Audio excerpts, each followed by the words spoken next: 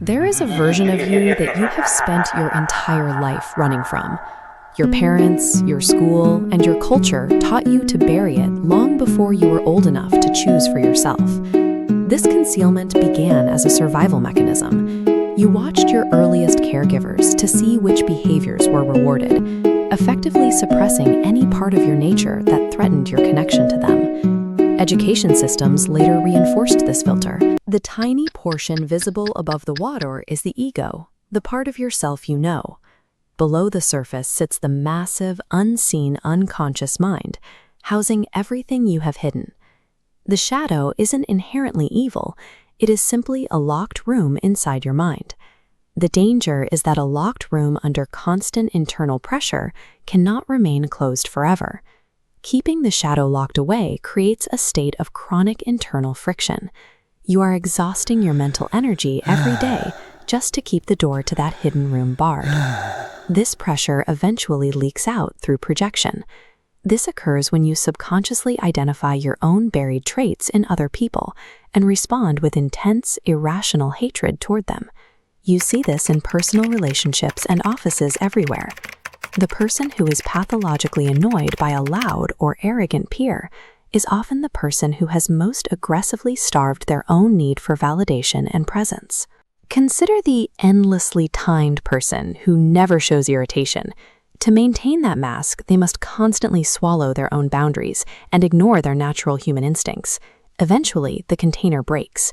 This seemingly perfect person explodes with rage or derails their life through sudden self-sabotage, leaving everyone confused by the outburst.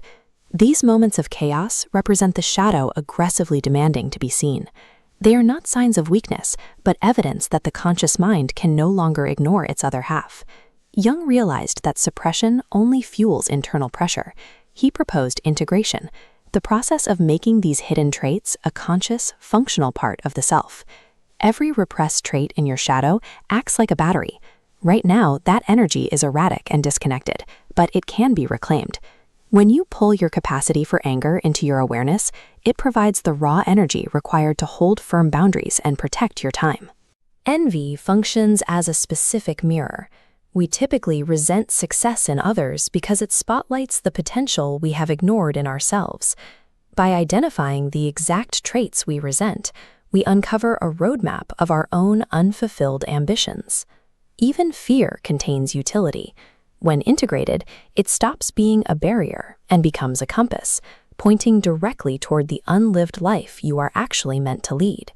Practical integration requires tools: journaling about your emotional triggers, interpreting your dreams, and practicing radical honesty about your own flaws. True confidence comes from reabsorbing these exiled parts. It makes the psyche a complete, self-sustaining engine rather than a divided house. Jung called this ultimate state of psychological unity individuation. It is the process of becoming a whole, unified person. Individuation creates a state of total self-awareness. It describes a person who recognizes their own capacity for harm and has made peace with that darkness. Jung saw a parallel in ancient alchemy. Balancing opposing mental forces mirrored the alchemist's quest. Turning lead into gold represents transforming the shadow, processing the chaotic, heavy material of your mind into something refined and valuable. Jung viewed the shadow as an essential collaborator.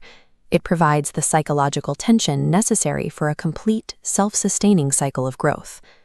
Everyone has a shadow. The only choice is whether you will meet it or spend your life being secretly controlled by something you refuse to name. What part of yourself are you still pretending